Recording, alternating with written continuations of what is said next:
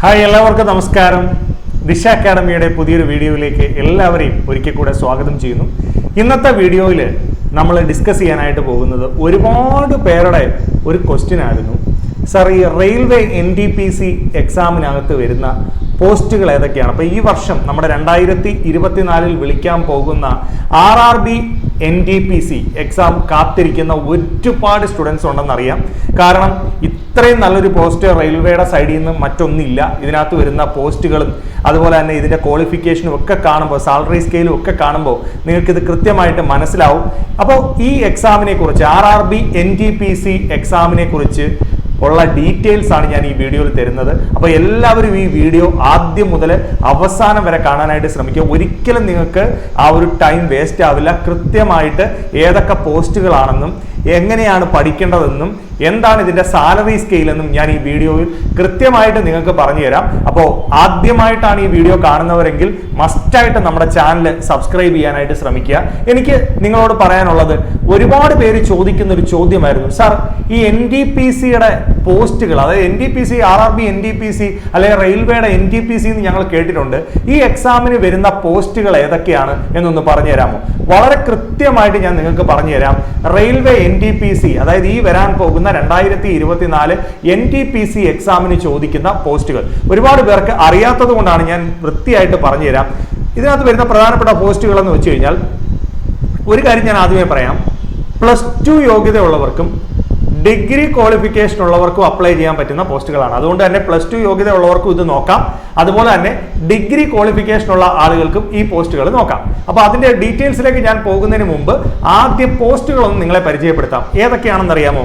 Junior clerk cum typist, account clerk cum typist, ഇപ്പൊ clerical പോസ്റ്റുകൾ, junior timekeeper എന്ന് പറയുന്ന ഒരു പോസ്റ്റ്, ട്രെയിൻ ക്ലർക്ക് എന്ന് പറയുന്ന ഒരു പോസ്റ്റ്, ക്ലറിക്കൽ പോസ്റ്റുകളാണ്. Commercial cum ticket clerk, traffic assistant, goods guard, അതായത് ഗൂഡ്സ് ട്രെയിനുകളൊക്കെ ഉണ്ടല്ലോ അതിന്റെ goods guard, senior commercial cum ticket clerk, senior clerk cum typist, junior accountant assistant cum typist, senior timekeeper, commercial apprentice, station master. ഇതൊക്കെയാണ് പ്രധാനമായിട്ടും ഏതിനകത്ത് വരുന്ന പോസ്റ്റുകൾ?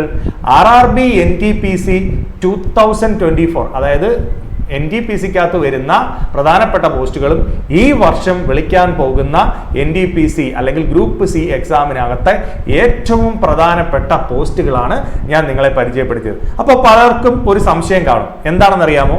Sir, ഇതിന്റെ ഓരോ പോസ്റ്റുകളെ കുറിച്ചും അല്ലെങ്കിൽ ആ പോസ്റ്റിന്റെ ക്വാളിഫിക്കേഷനും ഒന്ന് വൃത്തിയായിട്ട് പറഞ്ഞു തരാമോ? ഏജ് ലിമിറ്റും പറഞ്ഞുതരാം. ഞാൻ ഓരോ പോസ്റ്റിന്റെയും വെച്ച് പറഞ്ഞുതരാം. നിങ്ങൾ ഇങ്ങോട്ട് നോക്കൂ. അക്കൗണ്ടൻസ് ക്ലർക്ക് കം ടൈപ്പിസ്റ്റ് എന്ന് പറയുന്ന പോസ്റ്റിന്റെ ഏജ് ലിമിറ്റ് എന്ന് പറയുന്നത് 18 വയസ്സ് മുതൽ 30 വയസ്സ് വരെയാണ്. OBC പോലുള്ളവർക്ക് 3 ഇയർ റിലാക്സേഷനും SC/ST കാറ്റഗറി ആളുകൾക്ക് 5 ഇയർ റിലാക്സേഷനും ഉണ്ട് ഈ പോസ്റ്റുകൾക്കെല്ലാം. അത് ഞാൻ ആദ്യമേ സൂചിപ്പിക്കുകയാണ്. അപ്പൊ നോർമൽ ഏജ് ലിമിറ്റ് ആണ് 18 to 30 ഇയേഴ്സ്, 30 വയസ്സ് വരെയുള്ളവർക്ക്. ഇതിന്റെ ക്വാളിഫിക്കേഷൻ എന്ന് പറയുന്നത് 12th ആണ്. അപ്പോൾ ഒരു അക്കൗണ്ട് ക്ലർക്ക് കം ടൈപ്പിസ്റ്റ് ആവുന്നതിന് നമുക്ക് 12th മാത്രം മതി. എന്ത് ക്വാളിഫിക്കേഷൻ എന്ന് പറയുന്നത്? ക്ലിയർ ആണേ? ഇനി കൊമേഴ്ഷ്യൽ അപ്രന്റീസ് എന്ന് പറയുന്ന പോസ്റ്റ് ആണെങ്കിൽ 18 മുതൽ 33 വയസ്സ് വരെ അപ്ലൈ ചെയ്യാം. അപ്പൊ അതിന്റെ പ്രത്യേകത എന്താണെന്ന് വെച്ച് കഴിഞ്ഞാൽ, ഈ പോസ്റ്റിന് വേണ്ട ക്വാളിഫിക്കേഷൻ എന്ന് പറയുന്നത് ഗ്രാജുവേഷനാണ്. അതായത് ഡിഗ്രി അല്ലെങ്കിൽ BTech പോലെയുള്ള ക്വാളിഫിക്കേഷൻ ആണ് നമുക്ക് എന്ത് വേണ്ടത്? കൊമേഴ്ഷ്യൽ അപ്രന്റീസിന് വേണ്ടത്. അതുകൊണ്ടാണ് അതിന്റെ ഏജ് ലിമിറ്റ് 18 മുതൽ എവിടെ വരെ എത്തിയത്? 33 വരെ. അപ്പോൾ അറിയാലോ, ഒരു ഏജ് 20 കഴിഞ്ഞവർക്കാണ് മെയിനായിട്ട് അപ്ലൈ ചെയ്യാൻ പറ്റുന്നത്. 33 വരെ അപ്ലൈ ചെയ്യാം. ഇത് +2 ആയതുകൊണ്ടാണ് ഇത് എവിടെ നിന്നത്? 30 നിന്നത്. ഇനി നോക്കൂ, കൊമേഴ്ഷ്യൽ കം ടിക്കറ്റ് ക്ലർക്ക് എന്ന വന്നിരിക്കുന്നത് എത്രയാ നോക്ക്? വീണ്ടും 12th ക്വാളിഫിക്കേഷൻ മതിയുടെ, 12ാം ക്ലാസ് മതി. ഓക്കെ. ഗൂഡ്സ് ഗാർഡ് വരുമ്പോൾ വീണ്ടും എന്താണ് ക്വാളിഫിക്കേഷൻ? ഗ്രാജുവേഷൻ ആയി മാറുകയാണ്. അപ്പൊ ഏജ് ലിമിറ്റ് എന്തായി? 18 മുതൽ 33. അപ്പോൾ ഈ പോസ്റ്റുകൾ മറക്കണ്ട: accounts clerk cum typist, commercial apprentice, commercial cum ticket clerk, goods guard. ഇത് ആദ്യമായിട്ട് വരുന്നവരാണെങ്കിൽ കൃത്യമായി ശ്രദ്ധിച്ചു പോവുക. ജൂനിയർ ക്ലർക്ക് കം ടൈപ്പിസ്റ്റ്, അതും +2 ക്വാളിഫിക്കേഷനാ. അതുകൊണ്ടാണ് എന്ത് വന്നത്? 18 മുതൽ 30 വയസ്സ് വരെ വന്നത്. ക്ലിയർ ആണേ? ഇനി അടുത്ത പോസ്റ്റുകൾ പറയാം. ജൂനിയർ ടൈം കീപ്പർ, അതിന്റെ ഏജ് എത്ര? 18 മുതൽ 30. അപ്പോഴേ ഉറപ്പിച്ചു എന്താ ക്വാളിഫിക്കേഷൻ വരുന്നത്? 12th ആണ് വരുന്നത്. Junior account assistant cum typist 18 മുതൽ 33 വയസ്സ് വരെ. അപ്പൊ ക്വാളിഫിക്കേഷൻ എന്താവും? ഗ്രാജുവേഷൻ ആണ്. സീനിയർ ക്ലർക്ക് അപ്പൊ എന്താ? 18 to 33 ഗ്രാജുവേഷൻ ആണ്. സീനിയർ ടൈം കീപ്പർ അപ്പോഴും 18 to 33 ആണ്, ഗ്രാജുവേഷൻ ആണ് വരുന്നത്. Senior commercial cum ticket clerk 18 to 33 ആണ്, ഗ്രാജുവേഷൻ ആണ് വരുന്നത്. ഓർത്തിരിക്കുക ഈ പോസ്റ്റുകൾ. ഇനി എനിക്ക് പരിചയപ്പെടുത്താനുള്ള പോസ്റ്റുകൾ ഏതൊക്കെയാ? ട്രെയിൻ ക്ലർക്ക് എന്ന് പറയുമ്പോൾ എന്താണ് വരുന്നത്? 12th ആണ് വരുന്നത്. 18 മുതൽ 30 വയസ്സ് വരെയുള്ളവർക്ക് അപ്ലൈ ചെയ്യാം. ട്രാഫിക് അസിസ്റ്റന്റ് എത്രയാ പോസ്റ്റ് വരുന്നത്? 18 to 33. Station master 18 to 33 graduation. അപ്പോൾ 33 വരുന്നതിനെല്ലാം ഗ്രാജുവേഷൻ ആണ്, 30 വരുന്നതിനെല്ലാം 12th അല്ലെങ്കിൽ +2 ആണ് ക്വാളിഫിക്കേഷൻ വരുന്നത്. അപ്പോൾ പ്രധാനപ്പെട്ട NTPC എക്സാമിനകത്ത് വരുന്ന റെയിൽവേയുടെ NTPC എക്സാമിനകത്ത് ഒരുപാട് പേര് ചോദിച്ചുകൊണ്ടിരിക്കുന്നത് സാർ ഈ എക്സാമിനകത്ത് വരുന്ന പോസ്റ്റുകളൊക്കെ അതൊക്കെയാണ് എന്നുള്ളതും അതിന്റെ ഏജും ക്വാളിഫിക്കേഷനും ക്ലിയർ ആയിട്ട് മനസ്സിലായി എന്ന് വിചാരിക്കുന്നു. അപ്പോൾ അങ്ങനെയാണെങ്കിൽ കുറെ പേര് ചോദിക്കുന്നു സാർ എന്താണ് ഇതിന്റെ സിലബസ്, എങ്ങനെയാണ് ഈ എക്സാമിന് പ്രിപ്പയർ ചെയ്യേണ്ടത്? മക്കളെ, ഈ എക്സാമിന് പ്രിപ്പയർ ചെയ്യേണ്ട രീതി നിങ്ങളൊന്ന് ശ്രദ്ധിച്ചേ. നോക്കൂ, മാത്സ്, റീസണിങ്, ജനറൽ അവയർനെസ്. എടാ, SSC എക്സാമുകൾക്ക് പ്രിപ്പയർ ചെയ്തുകൊണ്ടിരിക്കുന്ന, റെയിൽവേ ജൂനിയർ എഞ്ചിനീയർ എക്സാമിന് പ്രിപ്പയർ ചെയ്യുന്ന, റെയിൽവേ ഗ്രൂപ്പ് ഡി ആഗ്രഹിക്കുന്ന ഏതൊരു എക്സാമിനും നമുക്ക് ഏത് തന്നെയാണ് ടോപ്പിക്ക് വരുന്നത്? Maths, reasoning, general awareness. എടാ, ഇവിടെ SSCയുമായിട്ട് കമ്പയർ ചെയ്യുമ്പോൾ മക്കളെ എന്തില്ല? ഇംഗ്ലീഷ് ഇല്ല എന്ന് പറയുന്നത് ഇംഗ്ലീഷ് ബുദ്ധിമുട്ടായിട്ടുള്ള ആളുകളെ സംബന്ധിച്ച് റെയിൽവേ ഒരു ആശ്വാസമാണ്. എന്നാൽ SSC പ്രിപ്പയർ ചെയ്തുകൊണ്ടിരിക്കുന്നവർ ഇംഗ്ലീഷും ചേർത്ത് ഇത് പഠിച്ചുകൊണ്ടിരിക്കുക. അങ്ങനെയുള്ളവർക്ക് ഈ എക്സാമും എഴുതാം. SSC പ്രിപ്പയർ ചെയ്യുന്നവർക്ക് SSCയും എഴുതാം, റെയിൽവേയും എഴുതാം. സ്റ്റാഫ് സെലക്ഷന് പ്രിപ്പയർ ചെയ്യുന്നവർക്ക് സ്റ്റാഫ് സെലക്ഷന് CGLന് വേണ്ടി പ്രിപ്പയർ ചെയ്യുന്നവരുണ്ട്, CHSLന് വേണ്ടി പ്രിപ്പയർ ചെയ്യുന്നവരുണ്ട്, MTSന് വേണ്ടി പ്രിപ്പയർ ചെയ്യുന്നുണ്ട്. അവർക്കെല്ലാം NTPC പോലുള്ള എക്സാം ഒട്ടും മിസ് ചെയ്യാതെ പഠിക്കാം. കാരണം നോക്കു മക്കളെ, 30 മാർക്കാണ് നമുക്ക് maths, 30 questions 30 mark, 30 questions reasoning 30 mark, 40 questions reasoning general awareness, അപ്പോൾ 40 മാർക്ക്. ടോട്ടൽ 100 മാർക്കിനാണ് വരുന്നത്. 100 ക്വസ്റ്റ്യൻസ് ആണ് വരുന്നത്, 100 മാർക്ക്, ഓരോ മാർക്ക് വീതം. ഈ ജനറൽ അവയർനെസ് സെക്ഷനകത്ത് general science plus general awareness ആ വരുന്നത് കേട്ടോ. അതായത് സയൻസ് എന്ന് പറഞ്ഞാൽ ഏതാ വരുന്നത്? ഫിസിക്സ്, കെമിസ്ട്രി, ബയോളജി ഉണ്ട്. ജനറൽ അവയർനെസ്സിനകത്ത് എന്ത് വരും? History, polity, geography, economics, static GK പോലെയുള്ള പോർഷൻസ് ആണ് വരുന്നത്. ഇനി ഇതിന്റെ CBT1 2 ടയർ എക്സാമുകളായിട്ടാണ് NTPC പരീക്ഷ നടക്കുന്നത്. കൃത്യമായി മനസ്സിലാക്കിയോ? 2 ടയറുകളായിട്ടാണ് മക്കളെ എന്തിന്റെ പരീക്ഷ നടക്കുന്നത്? NTPCയുടെ എക്സാം നടക്കുന്നത്. അതിൽ CBT1ൽ പഠിച്ച അതേ കാര്യങ്ങൾ തന്നെയാണ് CBT2വിൽ ചോദിക്കുന്നത്. ക്വസ്റ്റ്യന്റെ മാർക്ക് ഡിവിഷനിലും ക്വസ്റ്റ്യന്റെ നമ്പറിലും വ്യത്യാസമുണ്ട്. 35 questions 35 mark, 35 questions 35 mark, 50 questions 50 mark, total 120 questions 120 mark. Time duration രണ്ടിടത്തും 90 തന്നെ ഉള്ളൂ. അതാണ് പ്രത്യേകം ശ്രദ്ധിക്കേണ്ടത്. CBT2വിലേക്ക് വരുമ്പോൾ എക്സാം എഴുതി പ്രാക്ടീസ് ചെയ്ത്, മോക്ക് എക്സാംസ് പ്രാക്ടീസ് ചെയ്ത് കൃത്യമായ അളവിൽ പോകുന്ന ആളുകൾക്ക് തന്നെയാണ് എക്സാം പ്രാക്ടീസ് ചെയ്ത് കിട്ടുന്നത്, എക്സാം ഉറപ്പായിട്ടും നേടിയെടുക്കാൻ സാധിക്കുന്നത്. അപ്പോൾ ആരും വിചാരിക്കരുത് ഇതൊരു കട്ടി എക്സാം ആണെന്ന്. SSC പോലെയുള്ള എക്സാമുകൾക്ക്, റെയിൽവേ പോലെയുള്ള എക്സാമുകൾക്ക് പ്രിപ്പയർ ചെയ്യാൻ ആഗ്രഹിക്കുന്ന ഏതൊരു വിദ്യാർത്ഥിക്കും ഉറപ്പായിട്ടും നേടിയെടുക്കാൻ സാധിക്കുന്നതേ ഉള്ളൂ മക്കളെ. എന്തെന്ന് പറയുന്നത് RRB NTPC എക്സാം വിട്ടുകളയരുത്. ഈ വർഷത്തെ ചാൻസ്. ജൂലൈയിൽ നമുക്ക് പരീക്ഷയുണ്ടാവും. പരീക്ഷയുടെ നോട്ടിഫിക്കേഷൻ വരും ഏകദേശം ഡിസംബർ അല്ലെങ്കിൽ നെക്സ്റ്റ് ഇയർ ആദ്യത്തോടു കൂടി പരീക്ഷ പ്രതീക്ഷിക്കാം. ഞാൻ നിങ്ങളെ ടോപ്പിക്കുകളൊന്ന് പരിചയപ്പെടുത്താം. എടാ, മാത്സ് എന്ന് പറഞ്ഞാൽ എന്തുവാ?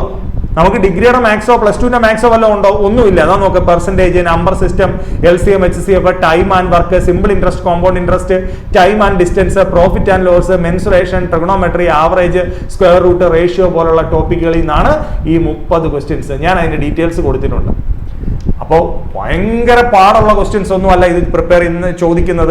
SSC പോലെയുള്ള CGL പോലുള്ള എക്സാമിനൊക്കെ വേണ്ടി പിടിക്കുന്ന ഒരുത്തനെ സംബന്ധിച്ച് NTPC എന്ന് പറഞ്ഞാൽ വളരെ ടെൻഷൻ അടിക്കുന്ന എക്സാം ഒന്നും അല്ല. കൃത്യമായിട്ട് നിങ്ങൾക്ക് നേടിയെടുക്കാൻ പറ്റുന്ന പരീക്ഷ തന്നെയാണ്. ഇനി ഞാൻ നിങ്ങളെ റീസണിംഗ് ഒന്ന് പരിചയപ്പെടുത്താം. എന്താണ് വരുന്നത്? പസിൽ ടൈപ്പ് ക്വസ്റ്റ്യനുകളിൽ നിന്ന് 3 ക്വസ്റ്റ്യൻ, സിലോജിസത്തിൽ നിന്ന് 3 question, Venn diagram, sentence arrangement, sentence assumption, statement statement assumption, alpha numeric series, analogy, mathematical operation, direction, blood relation, classification, seating arrangement, coding decoding. സാധാരണ നമ്മൾ SSCക്ക് പ്രിപ്പയർ ചെയ്യുന്ന, റെയിൽവേക്ക് പ്രിപ്പയർ ചെയ്യുന്ന അതേ ടോപ്പിക്കുകൾ തന്നെയാണ് റിപ്പീറ്റഡ്ലി എന്തിലും വരുന്നത്, NTPCക്കും വരുന്ന 30 ക്വസ്റ്റ്യൻസ്. നമുക്ക് ഈസി ആയിട്ട് നേടിയെടുക്കാൻ സാധിക്കുന്ന 30 ക്വസ്റ്റ്യൻസ്, 30 മാർക്ക്. റീസണിങ് പാടുണ്ടോ? ഒരു പാടുമില്ല. കൃത്യമായി പഠിക്കാമെങ്കിൽ നിങ്ങൾക്ക് നേടിയെടുക്കാൻ പറ്റുന്നതേ ഉള്ളൂ. ഇനി എനിക്ക് എന്താ പറയാനുള്ളത്? നമ്മുടെ ജനറൽ അവയർനെസ് സെക്ഷൻ എന്താ? ഹിസ്റ്ററി ഉണ്ട്, ജോഗ്രഫി ഉണ്ട്, കെമിസ്ട്രി, ബയോളജി, ഫിസിക്സ്. ഇത് നമ്മുടെ ജനറൽ സയൻസ് ഏരിയ ആണ്, കമ്പ്യൂട്ടറോടെ ചേർത്ത്. പിന്നെ പൊളിറ്റി ഉണ്ട്, സ്റ്റാറ്റിസ്റ്റിക്സ് ഉണ്ട്, കറണ്ട് അഫയേഴ്സ് ഉണ്ട്. മക്കളെ, ഇത്രയും പാർട്ടിൽ നിന്നാണ് നമുക്ക് എന്ത് വരുന്നത്? 40 ക്വസ്റ്റ്യൻസ് വരുന്നത്. ആ 40 ക്വസ്റ്റ്യൻസും വളരെ ഗൗരവത്തോടെ, റെയിൽവേ എക്സാംസ് SSC പോലെ ഭയങ്കര ടഫായിട്ടുള്ള എക്സാം അല്ല, CGL പോലെ. പക്ഷേ ആ ലെവലിലൊക്കെ പ്രിപ്പയർ ചെയ്യുന്നവരെല്ലാം ഈ പിന്നെ സ്റ്റേഷൻ മാസ്റ്റർ, ഗൂഡ്സ് ഗാർഡ്, നല്ല നല്ല സീനിയർ ക്ലർക്ക് പോലെയുള്ള പോസ്റ്റുകൾ ഉറപ്പായിട്ടും നേടിയെടുക്കും. അതുകൊണ്ട് തന്നെയാണ് ഞാൻ പറയുന്നത്, നിങ്ങൾ ഒട്ടും ലാഘവത്തോടു കൂടി ആയിരിക്കരുത് നിങ്ങളുടെ പ്രിപ്പറേഷൻ.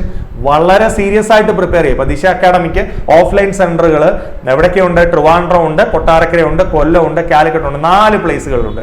4 നമുക്ക് എല്ലാ മന്തും ബാച്ചുകളുണ്ട്. ഓഫ്ലൈൻ വന്ന് നിന്ന് പഠിക്കേണ്ടവർക്ക് ഈ അക്കാഡമികൾ ചൂസ് ചെയ്ത് കൃത്യമായിട്ട് പഠിക്കാം. ഇനി അതല്ല, ഓൺലൈൻ പഠിക്കേണ്ടവർക്ക് ദിശ ഓൺലൈൻ എന്ന് പറയുന്ന ആപ്ലിക്കേഷനിലൂടെ പഠിക്കാം. ഇനി അതുമല്ല, യൂട്യൂബ് ചാനലിലൂടെ പഠിക്കേണ്ടവർക്ക് കൃത്യമായി നമ്മുടെ ഈ റെയിൽവേ ഫൗണ്ടേഷൻ ബാച്ചിന്റെ ക്ലാസ്സുകൾ നമ്മുടെ ദിശ അക്കാഡമിയുടെ യൂട്യൂബ് ചാനൽ വഴി പോകുന്നുണ്ട്. അത് കൃത്യമായി കാണാനായിട്ട് ശ്രമിക്കുക. ഇനി എന്താ എനിക്ക് പറയാനുള്ളത്? നമ്മുടെ പ്രധാനപ്പെട്ട NTPCയുടെ പോസ്റ്റുകൾ, അവയുടെ സാലറികൾ നിങ്ങൾക്കറിയണം. UG അതായത് അണ്ടർ ഗ്രാജുവേറ്റ്സിനൊക്കെ വരുന്നത് ഏകദേശം 20,000 റേഞ്ചിലാണ് ബേസിക് വരുന്നത് കേട്ടോ. ബേസിക് ആണ് ഇത് പറഞ്ഞിരിക്കുന്നത്, അല്ലാതെ നിങ്ങളുടെ ടോട്ടൽ സാലറി അല്ല. ഇതെല്ലാം ബേസിക് സാലറികളാണ് കൊടുത്തിരിക്കുന്നത്. ഈ ബേസിക്കിന്റെ ഒപ്പം എന്ത് വരും? DA വരും, TA വരും, HRA വരും, പെൻഷൻ സ്കീം വരും, മെഡിക്കൽ ബെനിഫിറ്റ്സ് വരും. ഇവയെല്ലാം കൂടെ ആഡ് ചെയ്ത് വരുമ്പോൾ നല്ലൊരു സ്കെയില് സാലറിയാണ് എന്ത് ഓഫർ ചെയ്യുന്നത്? റെയിൽവേ NTPC എക്സാം എഴുതുന്നവർക്ക് ഏകദേശം ഞാൻ പറയുന്നത് ഒരു 50,000 to 75,000 സ്റ്റാർട്ടിംഗ് സാലറി കിട്ടുന്ന രീതിയിലുള്ള പോസ്റ്റുകളാണ് നമുക്ക് എന്തിനുള്ളത്? ഇത്തരം എക്സാമുകളുടെ നല്ല പോസ്റ്റുകൾ ക്ലിയർ ചെയ്യുകയാണെങ്കിൽ നിങ്ങൾക്ക് കിട്ടുന്നത്. അതുകൊണ്ട് തന്നെ ഈ ചാൻസ് ഒരാളും മിസ് ചെയ്യരുത്, ഒറ്റയാളും മിസ് ചെയ്യരുത്. നിങ്ങൾ ഈ ഇൻഫർമേഷൻ മാതാപിതാക്കളാണ് കാണുന്നതെങ്കിൽ നിങ്ങളുടെ കുഞ്ഞുങ്ങളുടെ അടുത്ത് കൃത്യമായി പറഞ്ഞു കൊടുക്കുക. നിങ്ങൾ സുഹൃത്തുക്കളിലേക്ക് ഷെയർ ചെയ്യുക. അവരെയും പറഞ്ഞ് മനസ്സിലാക്കി ജൂലൈയിൽ വരാൻ പോകുന്ന പരീക്ഷയ്ക്ക് കൃത്യമായി എന്ത് ചെയ്യാൻ ശ്രമിക്കുക മക്കളെ? അപ്ലൈ ചെയ്യാനായിട്ട് ശ്രമിക്കുക. ഓക്കെ, ഇനി ദിശ ഓൺലൈൻ എന്ന് പറയുന്ന ആപ്ലിക്കേഷനെ പറ്റി ഒന്ന് പരിചയപ്പെടുത്തിക്കോട്ടെ. നമ്മുടെ പ്ലേ സ്റ്റോറിൽ ഈ ആപ്പ് അവൈലബിൾ ആണ്. ഈ ആപ്പിലൂടെ നിങ്ങൾക്ക് SSC പോലെയുള്ള, റെയിൽവേ പോലെയുള്ള എക്സാമുകൾക്ക് കൃത്യമായി നിങ്ങൾക്ക് പഠിക്കാനായിട്ട് സാധിക്കും. ദിശയുടെ ഒഫീഷ്യൽ ചാനലിൽ ഏകദേശം 1400ഓളം വീഡിയോസ് അവൈലബിൾ ആണ്. അതിലൂടെയും കൃത്യമായി ലൈവ് ക്ലാസ്സുകളിലൂടെയും അതുപോലെ നമ്മൾ ഇടുന്ന വീഡിയോ ഷെഡ്യൂളുകളിലൂടെയും നിങ്ങൾക്ക് കൃത്യമായി ക്ലാസ്സുകൾ കണ്ട് പഠിക്കാവുന്നതാണ്. അപ്പോൾ നിങ്ങൾക്ക് എല്ലാവർക്കും റെയിൽവേ NTPC വരാൻ പോകുന്ന എക്സാമിന്റെ പോസ്റ്റുകളെ പറ്റിയും അതിന്റെ ഏജുകളെ പറ്റിയും ക്വാളിഫിക്കേഷനെ പറ്റിയും എന്താണ് പഠിക്കേണ്ടതെന്നുള്ളതിനെ പറ്റിയും ഒരു ധാരണ കിട്ടിയെന്ന് വിചാരിക്കുന്നു. മറ്റൊരു എക്സാമിന്റെ ഡീറ്റെയിൽസുമായി നമുക്ക് അടുത്ത വീഡിയോയിൽ കാണാം. Okay, thank you, all the best.